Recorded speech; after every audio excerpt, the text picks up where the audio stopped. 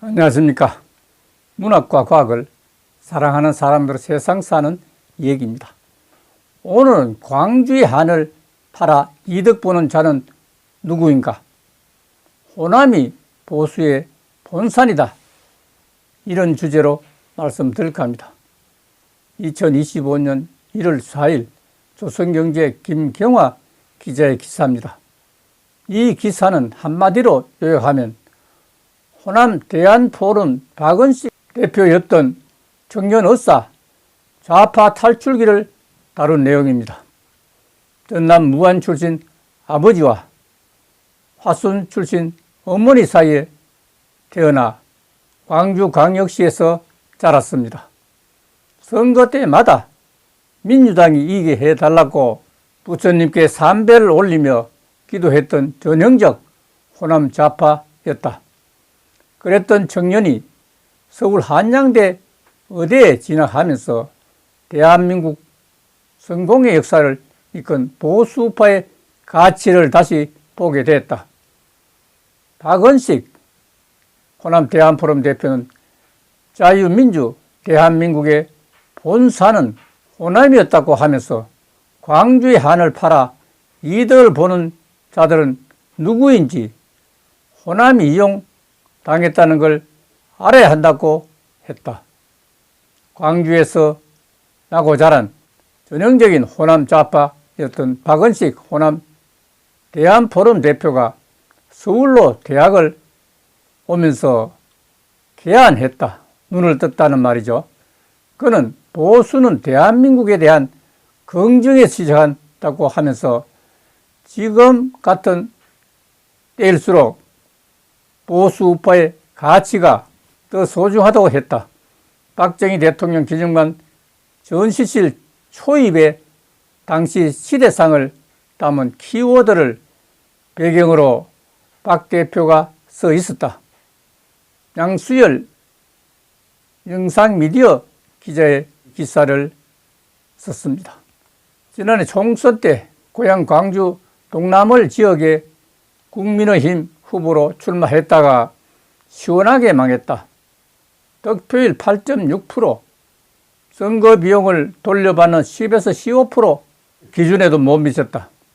솔직히 승리는 언감생심이었고 20% 이상 득해 지역 청년들이 돈 걱정 없이 정치에 참여하게 만들고 싶었다.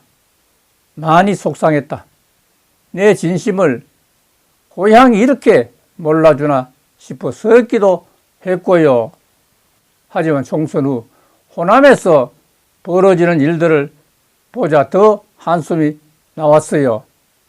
민주당에서도 홀대 받으며 사멸해가는 모습을 보고 싶지 않아요. 하던 일을 계속할 겁니다. 지난달 서울 상암동 박정희 대통령 기념관에서 박은식 대표를 만났다. 그가 자문위원을 맡고 있는 곳, 평일이긴 하지만은 기념관 방문객은 많지 않았고 대부분 노년층이었다.